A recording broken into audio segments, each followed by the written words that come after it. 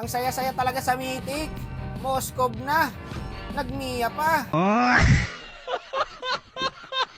Ibang mundo na po ang solo RG natin ngayon mga idol. Hindi na po nakakatuwa. Dito nagbadang na tayo kasi tignan mo hero ng kalaban pre oh. Pang MPL. Nakarating na't lahat ng Mythic, ganito pa rin ang galawan. Tignan mo yung Parsa, nakulong na rito yung Cupra. Tignan mo gagawin, nag-ibon palayo. Ngayon parang nanggigil yung Haya, binabon niya yung Cupra. Low HP na, hindi na kasi nito, patay na dapat yung Cupra eh. Muntik pa ako dyan guys oh, piso. Ayun, hinabol po ng Haya, Haya pa yung namatay.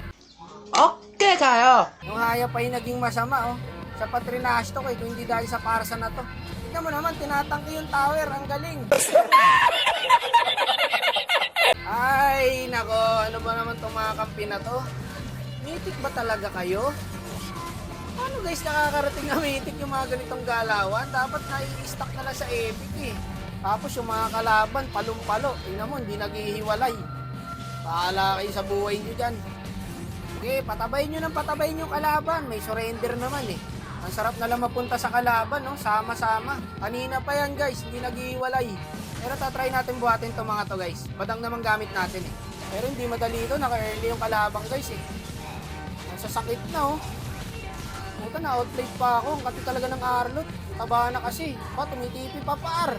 Tingnan mo yung Parsa, yung ibon pamasok, hindi pa nakas. Ang talino. Gago.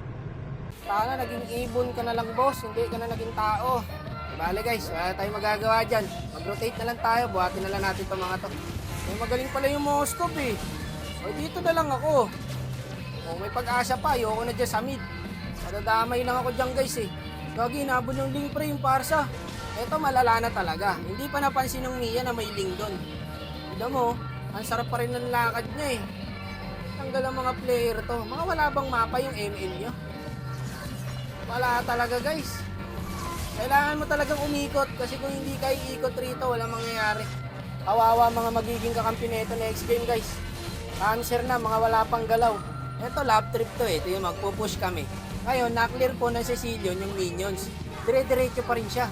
Wala tayong minions boss, hindi natin mapupush yan. Tapos ako pa sisisihin niya. Tower mo kasi badang. Sinagot ko, sabi ko, bawi na lang ako sa susunod. Ipipilit mo kasi yung Mia mo sa XP. Hirap tayo tuloy. Kayo rin may kasalanan dito eh. Kaya tayo nahihirapan eh. Dapat sa Hayabusa dito tsaka sa Moskov. Buti marunong yung core tsaka jungle guys. Kawawa talaga yung mga gusto magparangkap sa inyo. Wala talagang mapapala. Imbis na paangat, putang gala na yan. Pag kayo kakampi, palubog. Pwede naman kasi mag-adjust na lang, di ba? Pag nakuha yung role nyo, mag-adjust na lang. Manong isang game lang naman eh. Buti na lang talaga marunong yung Haya, pati yung Moskov.